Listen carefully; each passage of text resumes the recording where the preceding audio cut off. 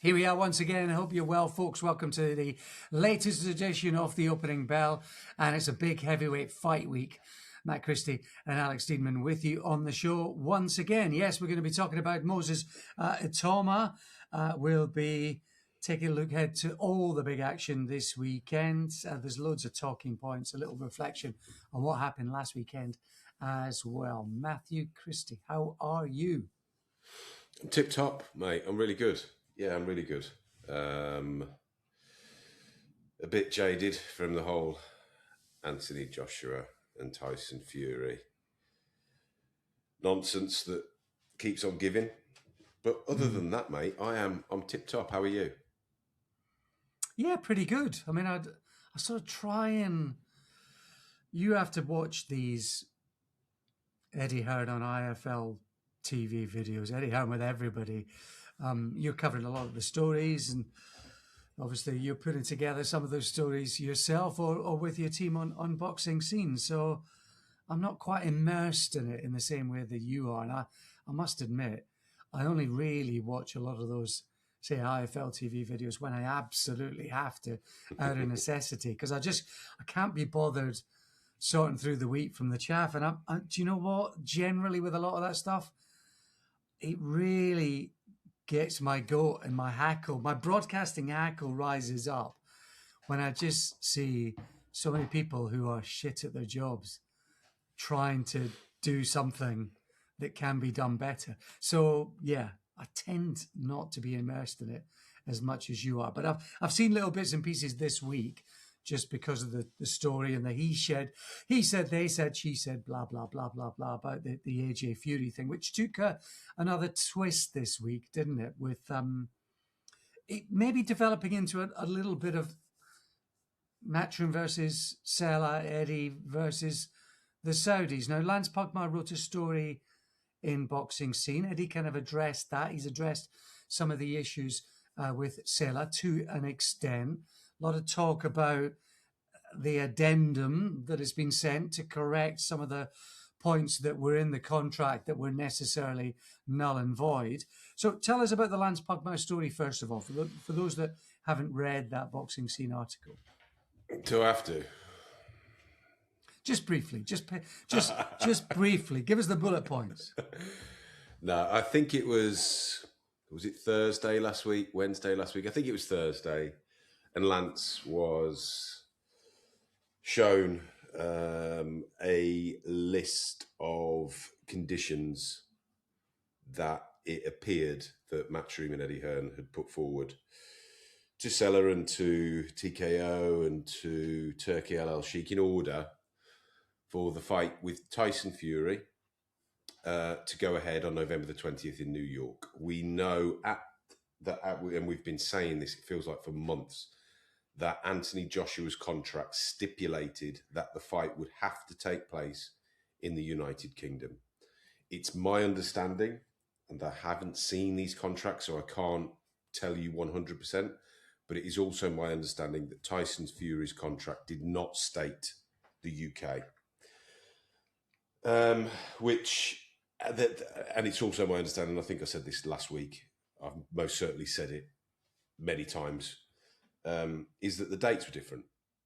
Now, one would think that before they start arguing about who's going to go to the ring first and last, who's going to be on the left-hand side of the poster, who's going to get the biggest changing room, who's going to have the most ringside seats, that the people that are organising this fight would at least have assured that they would be in the same place at the same time. Now, this is what's causing the problem because the contracts are different.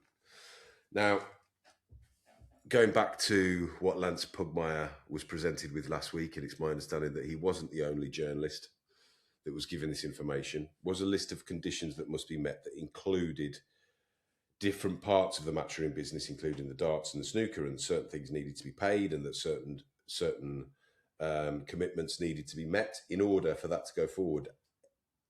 When Lance was telling me about this, we realised that we needed to get Matchroom's point of view on this. He spoke to Eddie Hearn. Eddie Hearn thankfully picked up the phone. Lance spoke to Eddie Hearn. And then we published the story.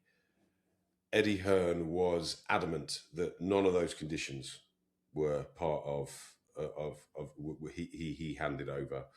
Quite how those conditions came into the public eye, he doesn't know.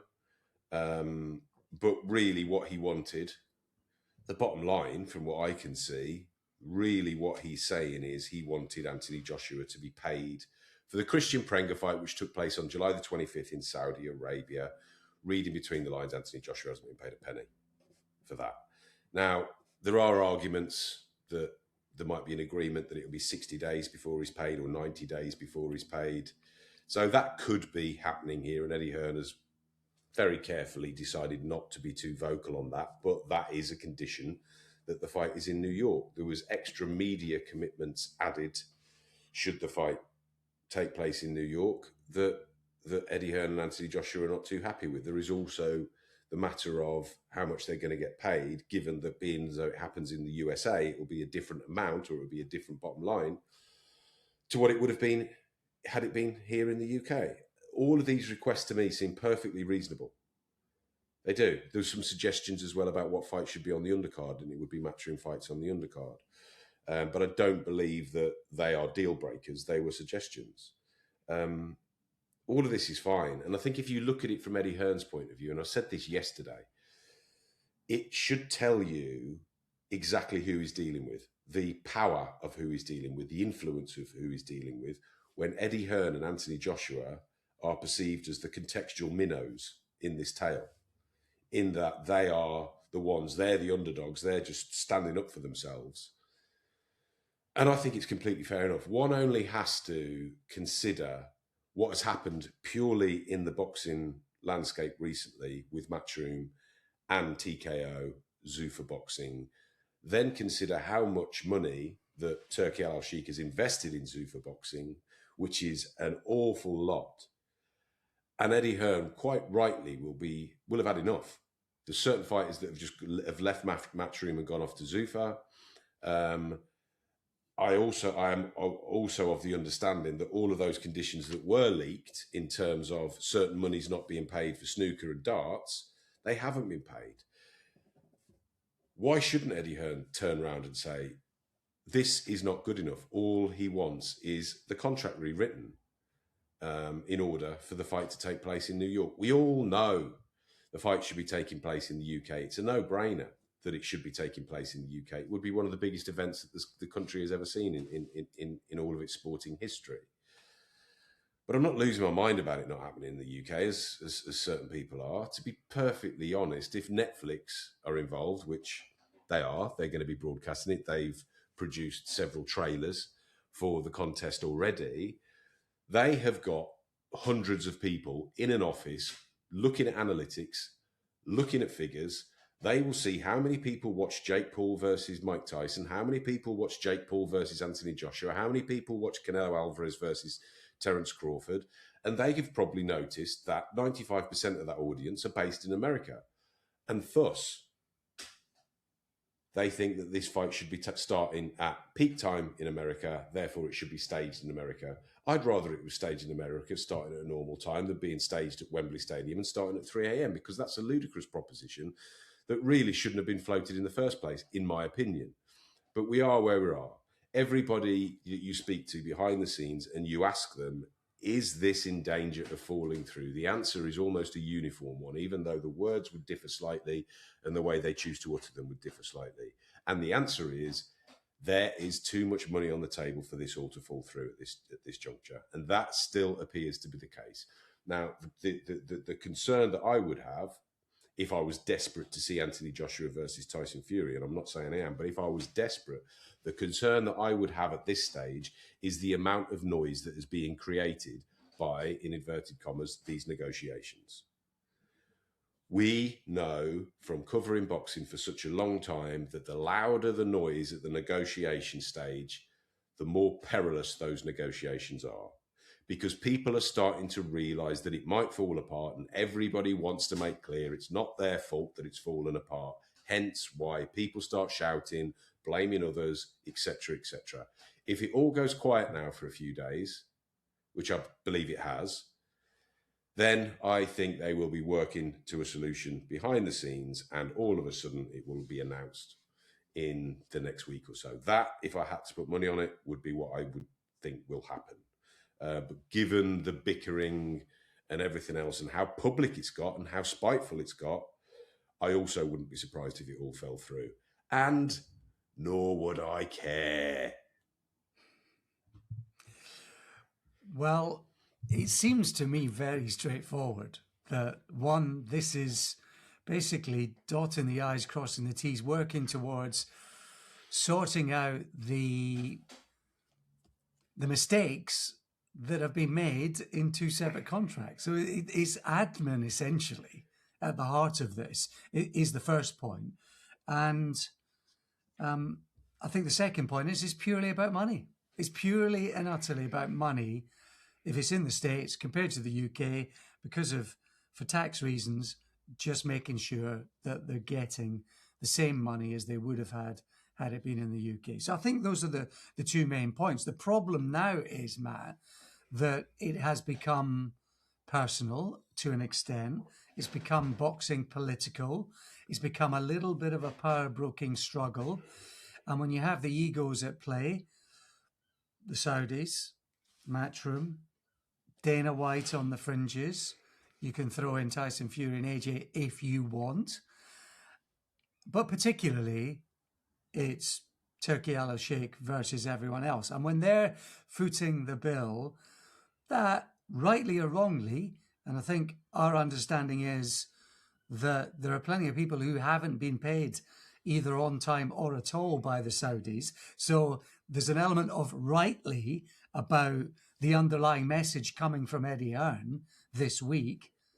But rightly or wrongly, if you start poking that bear, the bear who's got the hands, sticky hands round the honey jar, then that is a risky game to play, rightly or wrongly. And our understanding is there's an element of right about the sentiment and the message of what has come through this week, Matt. But that's what's at play here.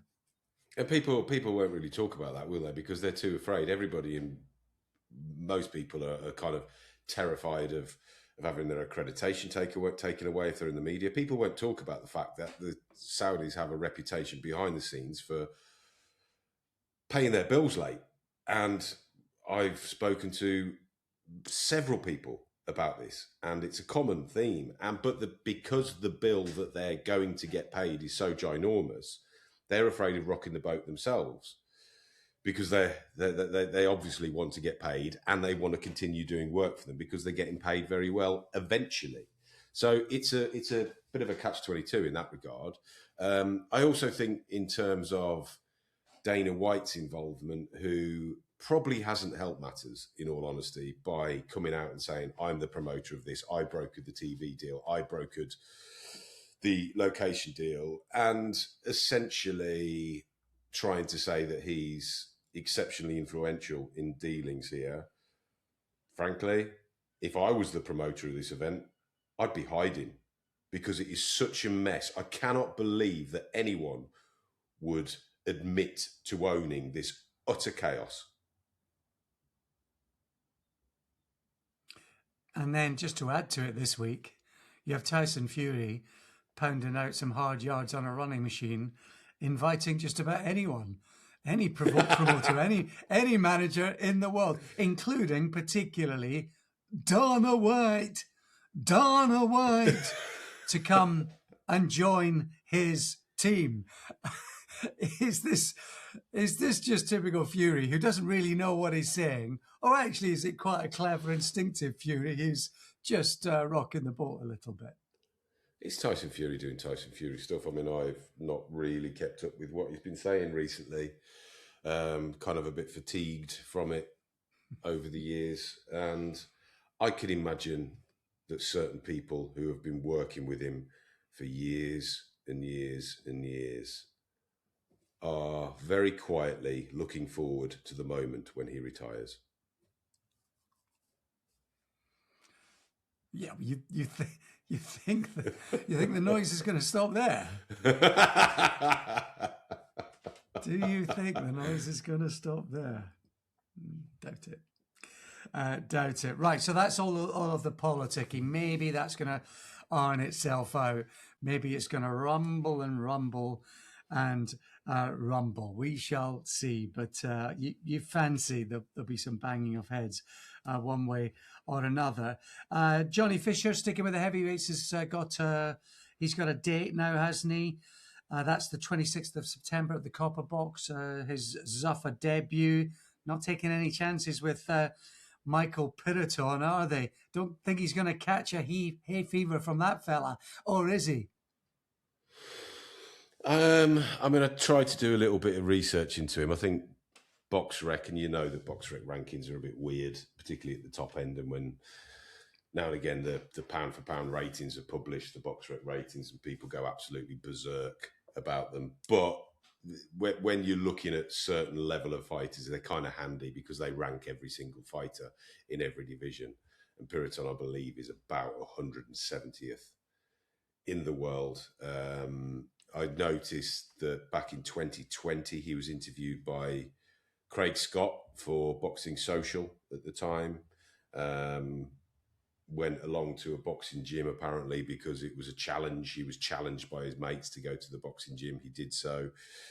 But there isn't anything really on his record to suggest that he's kind of a surprise package in the heavyweight division. But I like Johnny Fisher. What's not to like about Johnny Fisher? However, I think we've reached a point in his career where anybody that can punch and has been trained in boxing for a number of years is probably a bit of a dangerous foe for Johnny Fisher. So we wait and see what happens, but it's not exactly the statement of intent that's in chime with Zuffa's supposed ideas for the sport. But as I said, you could also argue that it is, in that Johnny Fisher against a live opponent is probably a 50-50 fight.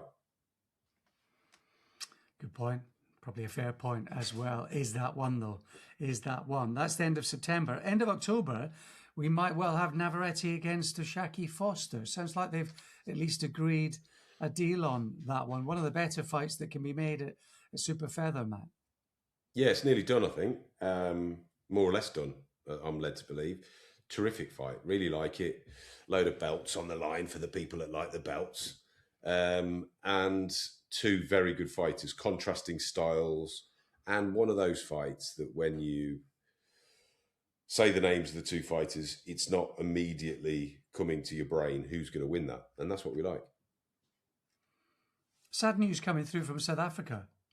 Zolani Tete, wonderful, talented boxer, won titles at a couple of different lower weights. Very talented. Saw him in the flesh, commentated on him. Failed the drugs test. 4 years out of the sport, was just back in training to make a return at the age of about 38. He's been shot dead back in South Africa. It sounds like it might be a kind of extramarital tangle that has just worked its way this way and that. But yeah, it's a belatedly complicated story for a once talented world champion. It's horrible news. 38 years old. The police statement said it was essentially gunned down in a hail of bullets.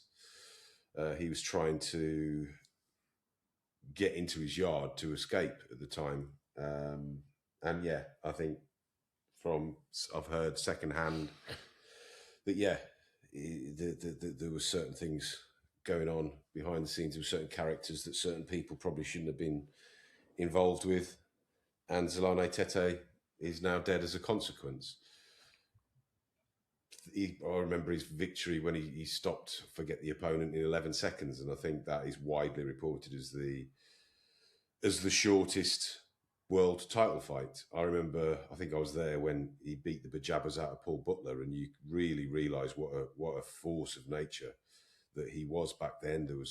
He was supposed to face Nonito Donaire in one of those World Boxing Super Series, but injury ruled him out. But there was a period of time prior to him being upset by Jean-Réal Casimero that he was deemed as he would have been a really difficult fight for the likes of Donaire and co. Back then. yeah, crying shame that he's left us at 38, particularly as he kind of served his time. And you don't want to champion people because they serve their bans, but the 4-year ban, he served that. There was no real objection to it, and he was literally, as he came back home on that night, he was on his way back from the gym where he was training for a comeback date in November. Yeah, I'm conflicted about all of this because I'm so hardline, I suppose, on drugs in boxing, doping in boxing. I am conflicted about this because I saw Teddy in the flesh. 2015, that was that Butler performance, and I remember it so vividly, Matt, because I spent most of the night just watching his feet and watching him glide in and out of range. And I remember at the time thinking, this guy's one of the best boxers I've ever seen live. It was unbelievable how good he was. I remember the striking feeling about it. And, we saw his talent often on these shows thereafter.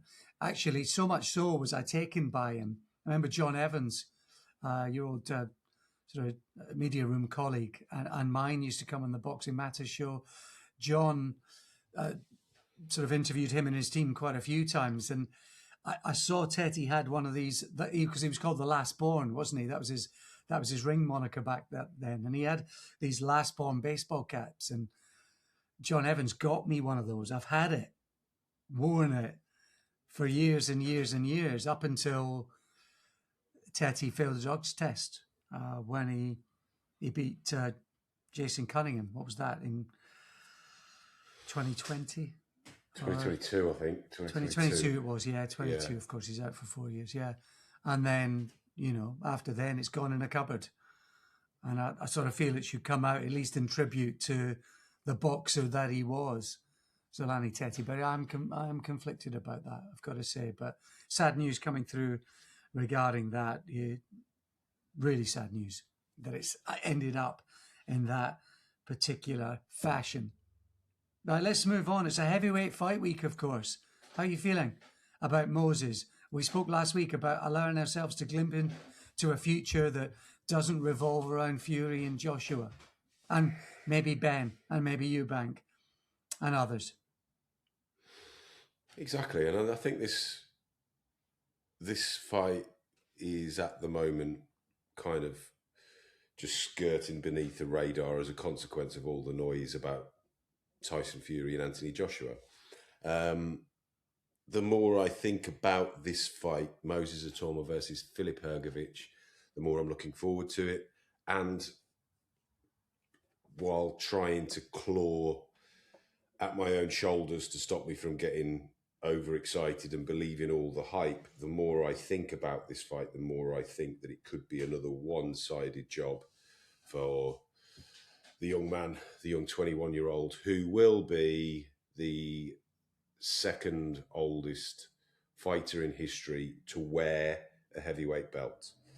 Mike Tyson was the youngest when he beat Trevor Berbick in November 1986. There is an awful lot of debate out there about whether you believe that Mike Tyson should be regarded as the youngest heavyweight champion, given that it was the following August when he beat Tony Tucker to win all the belts, and then it was June 1988 before he won the lineal heavyweight championship by knocking out Michael Spinks in one round. For the really strict historians, many will say that it was when he beat Michael Spinks that he should have been regarded as the heavyweight champion.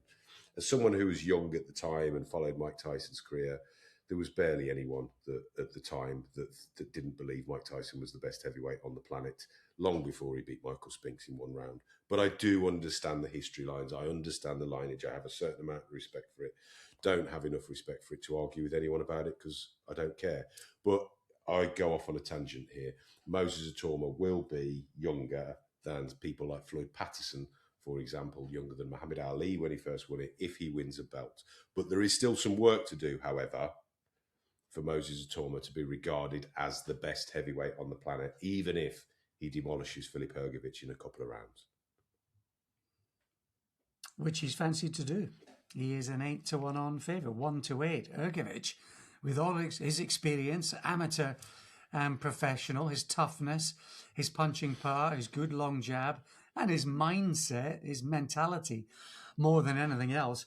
He's available at 5.5 to 1, Hrgovic, for this particular fight. I'm really, really looking forward to it. And there'll be plenty of people who think not only is Hrgovic live, but he should be the bet. I think he's tailor-made for Moses Itauma at this stage, and I can't quite visualize the pressure that's going to be required to make things uncomfortable for Itauma. I mean, I can, but I can't visualize Hrgovic being able to do that and what's going to be required. Do you? Can he? Not really. I mean, I've been looking again at Moses Itauma footage, and you kind of look, you're there looking for a weakness, but he's barely had a bad moment, let alone a bad round, let alone a bad fight in his career to date. But then, of course, you do need context when we say that. The best opponent on his record in terms of how good they were at the moment that Itauma met them is Jermaine Franklin, who was stopped in 5 rounds. Dillian White passed his best, was stopped in a round. Dempsey McKean blown away in 2 rounds. All really impressive victories. You could look perhaps at the way that he holds his left hand low and go, well, maybe a straight right hand from Hrgovic could do the job. Itauma does seem to feed on countering, looping blows. So Hrgovic, one would think, would be better off keeping his punches straight. There's far more educated people that you'll listen to this week that will do a tactical breakdown. I'm not going to do that for you, really. But essentially what I'm trying to say is it's very difficult to look at a Moses Itauma footage and pinpoint a way that an opponent is going to beat him at the moment, particularly someone like Filip Hrgovic, who you then look at his record, and this fight is being built that Hrgovic is Itauma's toughest test to date. But then you do look at Hrgovic's professional record and you think, well, what was his best win? Was it that rather unedifying, controversial points win over Zhilei Zhang? Was it the stoppage of David Adelaide in a firefight? Was it the points win over Joe Joyce? There's no, even though he gave Daniel Dubois trouble, he lost to Daniel Dubois. And I think the important thing to mention here, and I've said it before, is the fact that Filip Hrgovic does appear to have somewhat delicate skin around the eyes. There's old scars there that we've seen reopen. Even Dave Allen managed to draw blood from Filip Hrgovic. And you just then imagine all of Moses Itauma's strengths. And it's really hard to picture Hrgovic getting through a few rounds without having a cut face. And if he is cut and Itauma does what Itauma does, one would think that that cut will only worsen. And with all the will in the world, Hrgovic won't be allowed to continue at some point in the contest. What we don't know, of course, is, and again, what we've said, is just because we haven't seen Moses Itauma in trouble doesn't mean that he can't get into trouble. We haven't seen him in the championship rounds, in the business end of the championship rounds. We haven't seen him have to deal with a hefty shot. So we don't know. Hrgovic may come out and land a big shot in the first round. Itauma's legs go wobbly. And then all of a sudden we're like, oh my goodness, how did we not know this? I can't see it though, if I'm honest. There's something about him that suggests to me that the hype is real. The people that I've been speaking to for 7-8 years about him, who told me about him when he was a teenager, are people that I trust, people that saw him back then in the flesh. So you've got to wait until you see this guy. The stories about who's beaten up in sparring. And everything that we've seen thus far would suggest that we are witnessing something really special in the heavyweight division, which is great because we don't always get that when there's a change of era. We are in the midst of a change of era here. We've been speaking about Joshua and Fury. Won't be long before they're gone. Alexander Usyk has already essentially thrown the towel in regards to high-end boxing and says, no, you guys deal with the belts. I'm going to do something different. And there is always, nearly always, a period of flux after that. But we might have a ready-made new champion in Moses Itauma. But we'll learn a lot more at the weekend. More I think about it, though, the more I see a one-sided fight. Yeah, I do as well. You're right. We don't know how Itauma will deal with getting clocked, if he does. surely he does at some stage, doesn't he? I mean, the very best of all had to pass that test. Even Mayweather against Zab Judah, difficulties against Oscar De La Hoya, the fight with Cotto before he went into jail as well. So he's, they all get tested. They all face adversity at one stage or another. Ali repeatedly, of course. So that will happen. Whether it happens against Hrgovic, I just don't know. But I just think he's too slow, Hrgovic, isn't he? He's too slow. And Itauma's great skill is speed. And what he's added, the layers that he's added that I was worried about 2 or 3 or 4 fights ago was, he was exploding into those exchanges and would he be met on the way in? Well, now we're seeing the check right hook, the slight step back, then go again. So he's adding those little layers, those little dimensions to his game that are taking away those dangers that were there before. And he's just so fast. And I just think Hrgovic he's too one-dimensional. You can't be going so many rounds with David Adelaide, with a war-torn Joe Joyce. You just can't be going all those rounds and facing difficulties, particularly against Joyce down the stretch. You can't be in fights like that and expect to be beating Moses Itauma. You just can't. I can't. No, and I think that's it, isn't it? I do hope that Hrgovic, and I think he will. I think he'll go for it, and I think that's his only chance. Really, is to go for it. He may well leave himself open to counters, but I've liked what I've seen from Hrgovic in regard to his attitude in this fight. There doesn't appear to be a great deal of respect there, which I know got under Itauma's skin a little bit. But I think if you respect the invincible man too much, the invincible man will show why he's invincible. Whereas Hrgovic doesn't seem to have that attitude.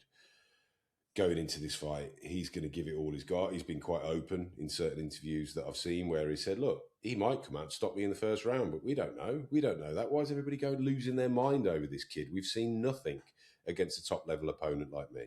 So let's see what happens. And I think that's the best attitude that he can have. He is most certainly determined. He wants a title shot.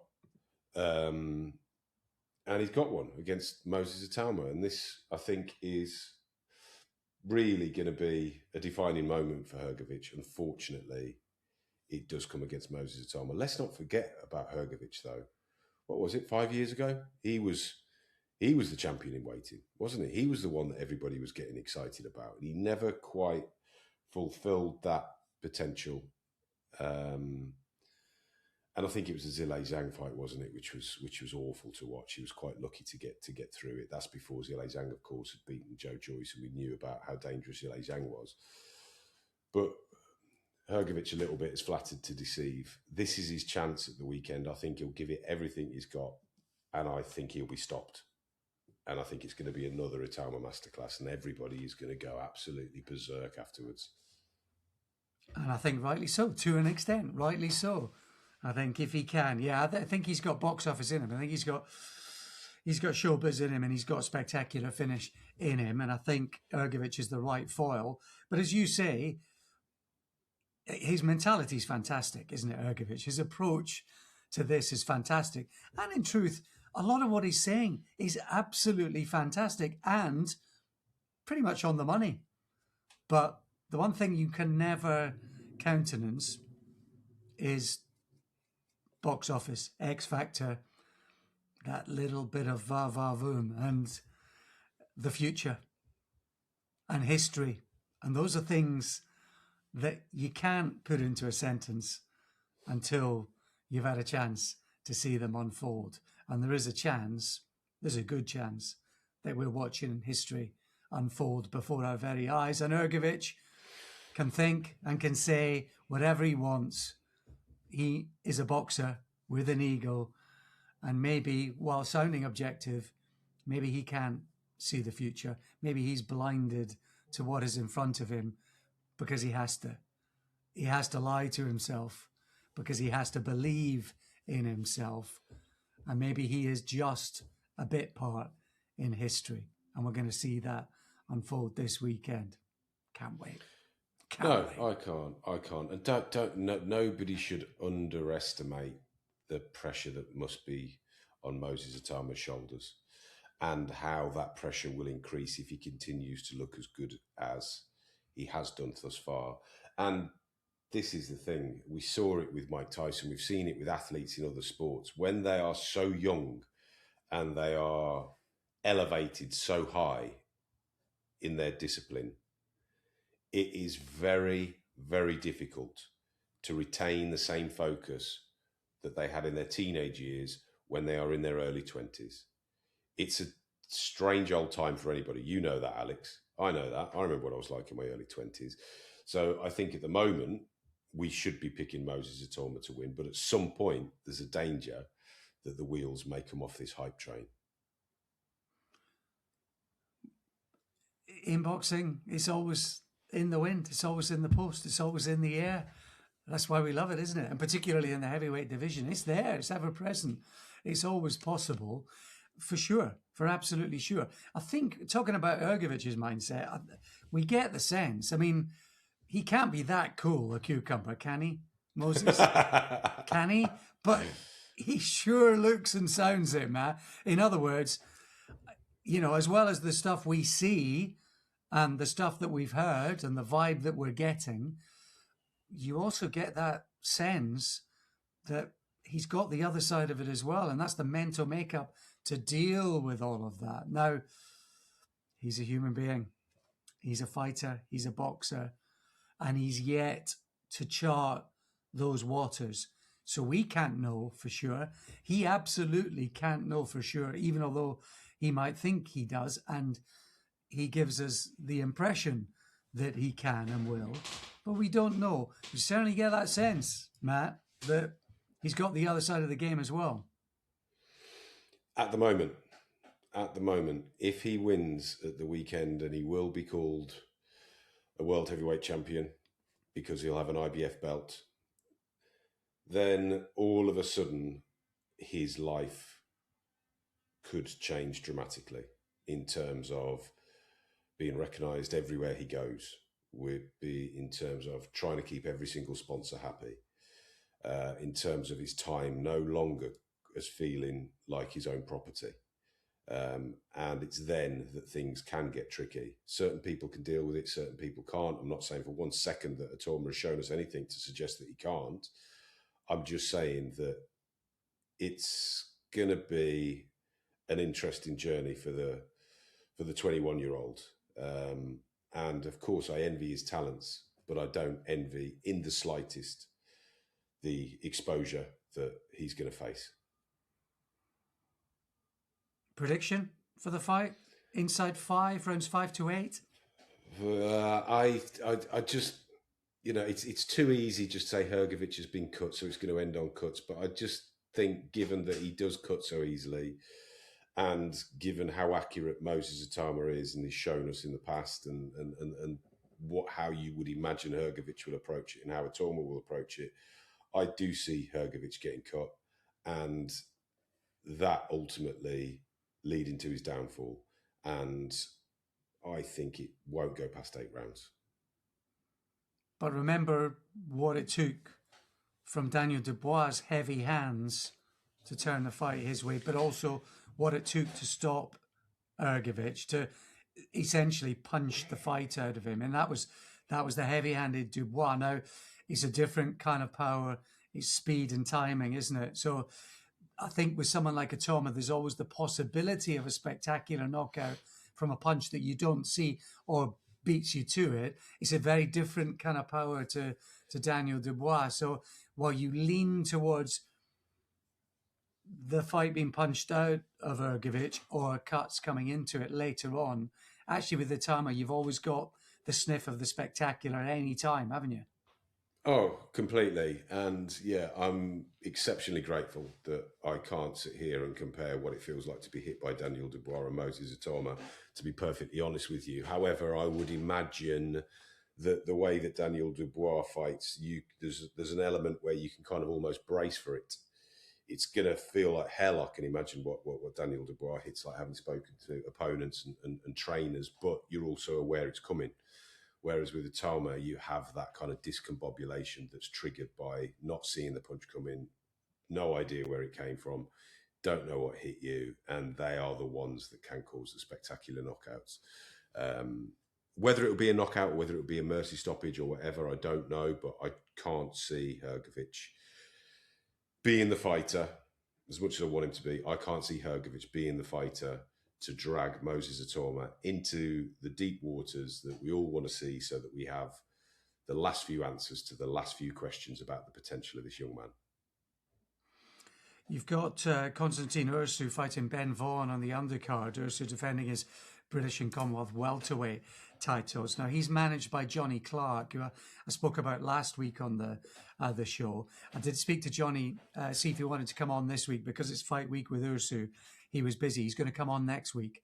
So I'll probably do a bonus pod with Jhonny Clark next week, which will basically be an inside lens into the job of a promoter and a manager straddling the small hole circuit to trying to get to the big show. So that should be quite interesting, Matt, I think. I look forward to that. To really delve into that.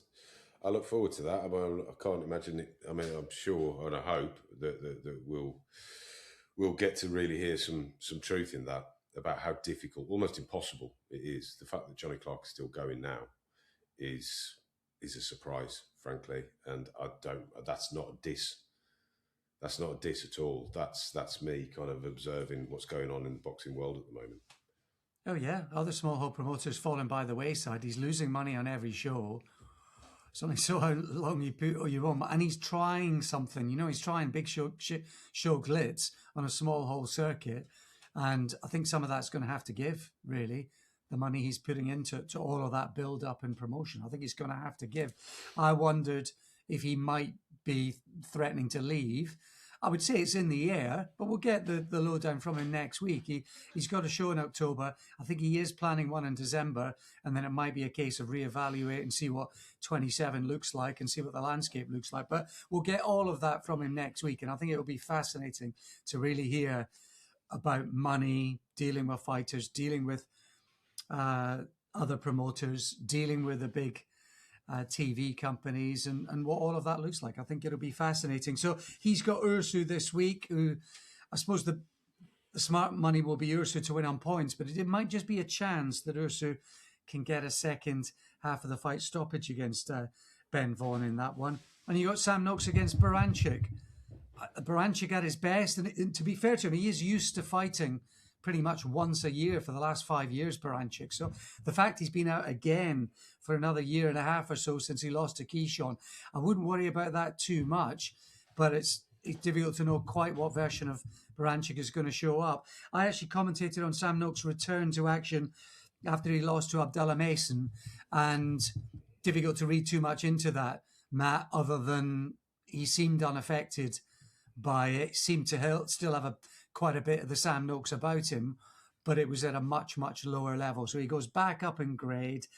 This is a good marker, actually. It's a good bit of matchmaking, I think, but it has the potential to be a banana skin. It does, yeah. I mean, you talk about Sam Noakes coming back, it kind of... it was a Sunday, wasn't it, that fight? A Sunday that didn't really get a lot of attention against a low-key opponent. But this is a test for him. You're right to say what you said about Baranchik. I think there will be a slight gamble being laid here that Baranchik isn't the fighter that he was, and he's probably not, but he's far from shot. Well, I say that. He hasn't fought for so long. He might well have got old overnight, but I think this is going to be a difficult night for Noakes. But I think the people in the matchmaking business have probably done the right thing here, and I think that Noakes will win it quite comfortably once all is said and done. And of course, the O2 going head-to-head with Birmingham over the weekend with Chantel Cameron against Michaela Mayer, now up at 154 pounds, and Caroline Dubois, Daniel's sister, in action with a new trainer up against Amelia Moore, who's a veteran American. She's only had 4 professional fights. She's actually got stacks of amateur experience. She's she's a multi-times national champion through the grades and through the years, Moore, but she's up against it against Dubois. Fascinating fight, Chantel against Mayer, isn't it? That one. I mean, Mayer's a heavy favourite, which slightly surprised me. I thought that might be more competitively priced, Matt, and we could have a bet on Mayer, but Mayer's 4-9, Chantel 11-5. I thought that might be closer to a pick'em, that fight. It's in my head. It's a pick'em. You look at that fight, and to me, it's not. I've got no inkling as to who's going to win. To be honest, probably just lean towards Mayer, but Cameron, crikey, the only person to beat Katie Taylor in the rematch. She ran Katie Taylor really close, and I almost think Cameron might do it. I almost think that might be the bet, is Chantel Cameron to win at the weekend. And when it goes to the cards, and if it's when we've got a split decision or we've got a majority decision, Michaela Mayer's heart is going to be in her mouth, because she's been on the wrong end of some contentious ones in her career. She has. I thought the Baumgartner one was a bit smelly, but competitive. I thought it was a bit smelly. Yeah, she's kind of got an Oscar De La Hoya attitude, hasn't she? To an extent, Mia. We spoke about that, didn't we? When we were talking about Oscar a few weeks back, that she's got a pretty good attitude to sport. I think generally. I mean, she does believe in herself, and she does tend to wind her opponents up. So there's always a bit of enmity, isn't there? It seems. I mean, she's been out of the ring for 10 months. She's been trying to get a big fight, Clarissa Shields or whoever. I think probably win or lose, she might get the Clarissa Shields fight just ahead of Lauren Price, maybe. But she's certainly in the running for it. But yeah, like you, I would just have Mayer to squeak it, but I think it's closer to a pick'em. And if you just look at the odds as the odds, then the bet has to be Chantel Cameron, because I think that is pretty much a pick'em, and you're able to bet it 2.5 to 1, when really it's not even money. It's a 5 to 6, maybe slight Mayer favourite.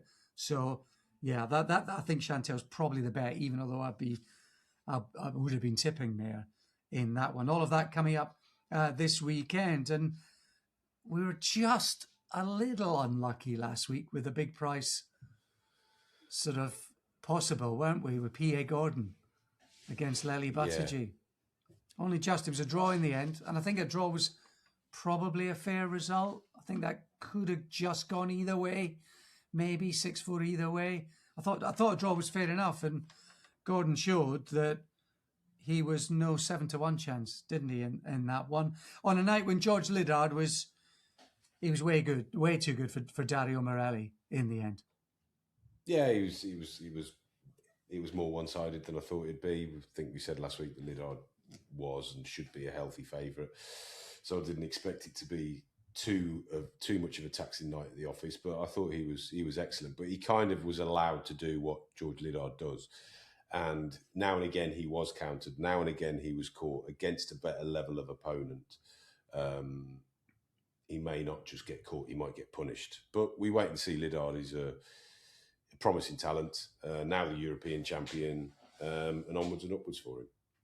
Yeah, former winners of that title, Darren Barker and Macklin, fighters that never fought each other. Howard Eastman, Richie Woodhall won it before going on to be a world champion. Minter won it before going on to be a world champion. Likes of Finnegan, Harold Bomber, Graham Simpson all won it before challenging for a world title. So it's a rich historic list that Liddard has joined. Talk of Denzel Bentley. I think he needs more seasoning. He's got a high ranking. That's just a virtue of the system rather than necessarily a reflection of his ability. I think he needs a bit more salt and pepper, Liddard. I think he's a few steps and a year away from dipping his toe in world waters, personally. I agree with you. Denzel Bentley this week was talking to Tom Ivers. Bentley, I think, is potentially going to fight Liam Smith next in a voluntary defence. Liam Smith comes back, I think, in Finland next month to kind of shed some rust and see what's left. And I think if the plan is that if he looks good and feels good, he could be fighting Denzel Bentley right at the tail end of the year. But then you think of Liam Smith, and again, no disrespect to Liam Smith, what the Smith brothers have done for British boxing is supreme. But Liam Smith, you think, would be a better opponent for Liddard at this point, and perhaps Liam Smith can provide the salt and pepper that you speak of. Interesting. He's had a hell of a career, Liam Smith. But I tell you what, in terms of right place, right time, financially, he's done unbelievable. Relative. Is it? Completely. He got overpaid by Frank Warren to stay, didn't he, effectively? He has done unbelievable. He's got Eubank fights. And if he gets this, he has done unbelievable, really. And he's talented, but there are more talented fighters down the years than Liam Smith who haven't got anywhere near the rewards that he's got. So fair play. That's what the game's all about. Squeeze the fruit while you can. Fair play. He has managed his career, or he's been lucky in some sports to have the career that he's had. And it looks like there might be some more. Just want to say a quick word about Tia May Ayton. She's sparkling, isn't she? She's good, Matt. She can punch.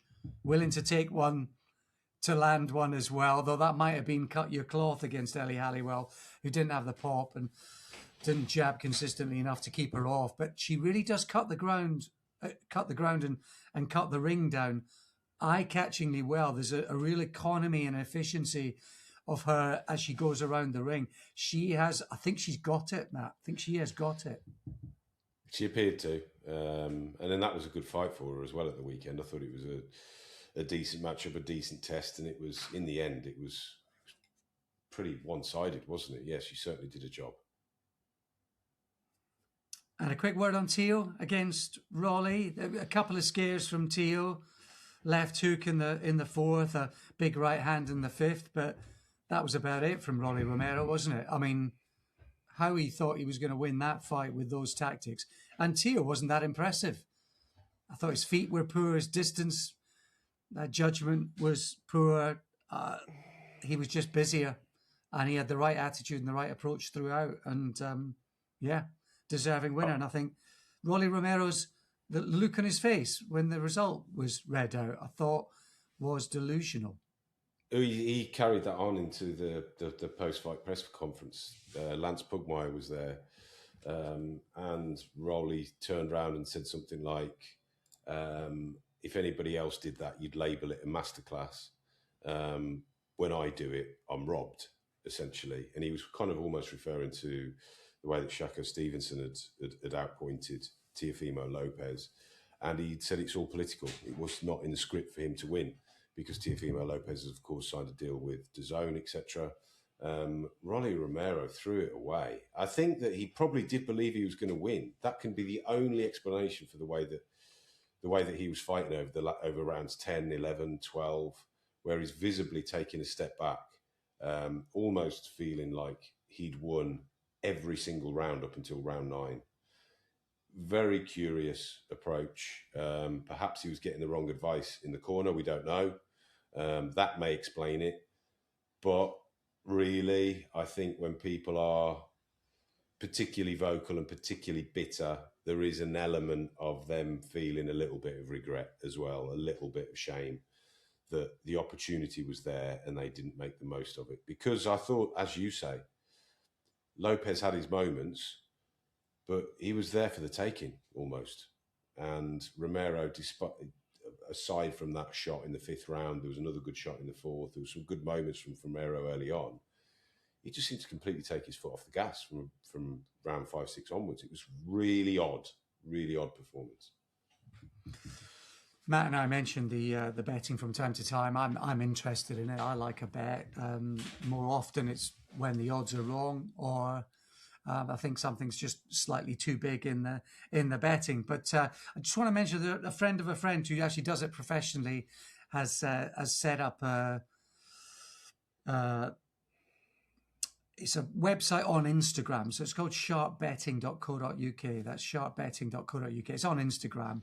He does it professionally. All the data is very data driven, but he does boxing as well as horse racing and different steps. But if you like a bet and like to take it a bit more seriously, it is a subscription service. So go and have a look anyway. If you're interested, have a look. If you're interested in that side of things, it might be for you, it might not be, but sharpbetting.co.uk. It's on Instagram, and you can maybe have a look at what it is that he is doing. I think he's might have tipped up Hrgovic, I think, and might have tipped up a big priced outsider in one of the bills this weekend. While we're giving shout outs, and I'm going to do this every now and again, I think everybody that's regularly listens to this podcast will know that I'm doing a bit of work for Ringside Charitable Trust at the moment, trying to initially raise funds. But the good news is that we are now in the process of looking at properties and hoping to get a property by the end of the year with view to open it in 12 to 18 months. What we're going to need, however, now I know that people are probably sick and tired of being asked to give money. We know we do it because we need it for this podcast. We've done it many times for Ringside Charitable Trust. You may not be able to give any money, but you may be able to offer a skill. You might be a painter, you might be a decorator, you might be a therapist, you might be a financial advisor. Where you could spare just a few hours a week of your time. I know I've already spoken to a therapist / counsellor, which I will be reaching back out to them in the near future. Thank you very much for that. But basically what I am in the process of doing, and this isn't going to be next week, it's not going to be next month, but I want to build a bank of volunteers that potentially we can draw from as and when we need them. And I suppose the sooner I start doing that, the healthier that bank will be. So just reach out to me. Matt Christie Boxing at outlook.com. That's Matt Christie Boxing at outlook.com is my email address. Just let me know if you can offer any assistance or you'd be willing to in the future, and it would be warmly appreciated. Fantastic.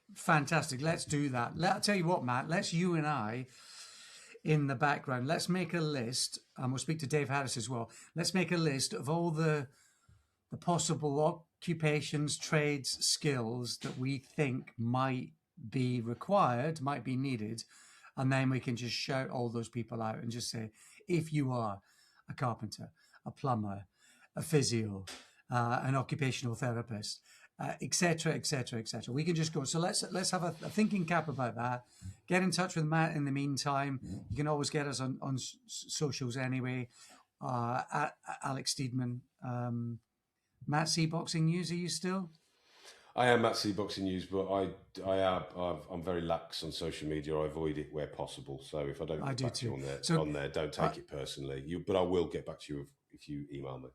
Yeah, I do too. We need to be better in pushing the pod, but yeah, it's just I kind of look forward to the day I can just take myself off it. To be honest, exactly, I genuinely do. Imagine if you didn't see all that guff. You would think the world is a great place, wouldn't you? The world was a lovely place, and people were genuinely good. So, I want to get off it. But the Opening Bell Podcast at gmail.com, that's the other one. You can always get in touch with us. The Opening Bell Podcast at gmail.com. So do help in any way. If it's not financially, then do help in any way. Ringside Charitable Trust. And a big thank you to NES Medical as well. They're proud to support the Opening Bell Podcast, protecting fighters, supporting boxing, raising medical standards. If you want to find out more, go to nasmedical.co.uk.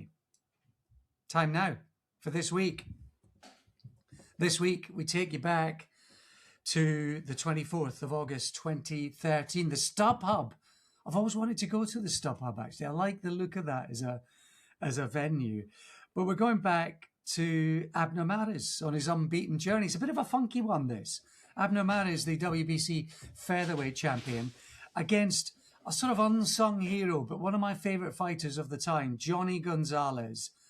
Wicked puncher, vulnerable at times, really good boxer at times, beatable at times, always dangerous.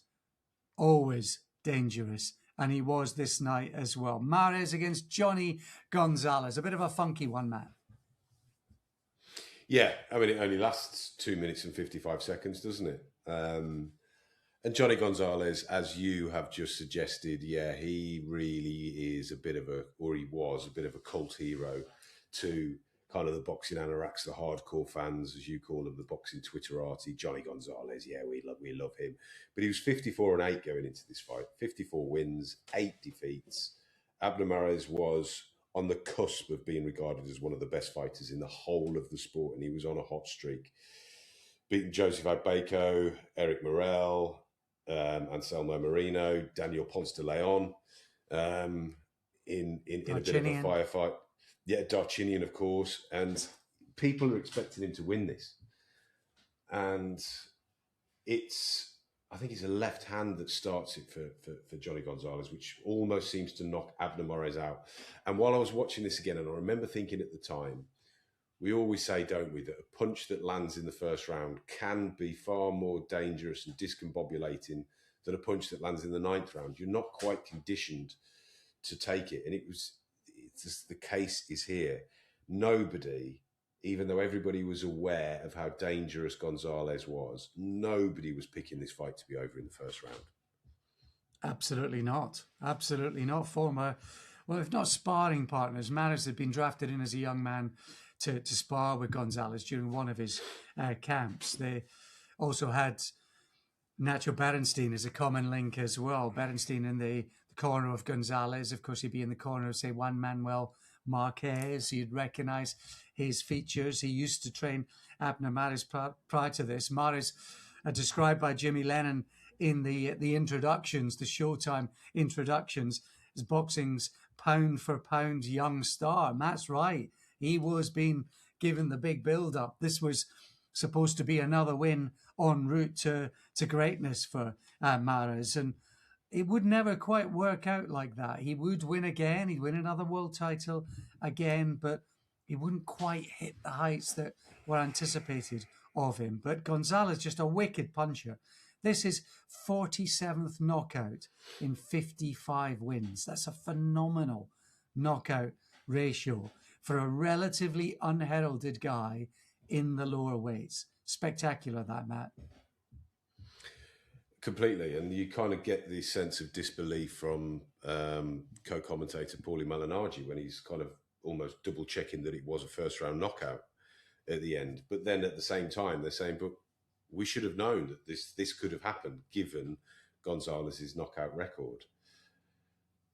It was a big upset at the time.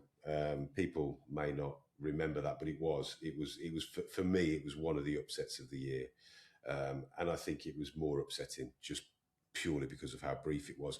And also something else that I noticed here was the performance of the referee. We got a little insight into Jack Reese and how he really likes to take his time to see if a fighter can continue. Jack Reese, of course, probably most famous for being the referee that counted over Tyson Fury in that first fight with Deontay Wilder in the 12th round, where I still believe an awful lot of referees would have dispensed with the count and stopped the fight. But he allowed Fury to regain his senses, regain his balance, get up. Reese took a look at him, and he was doing this with Abner Mares after the first knockdown. I don't know if you noticed that. Yeah.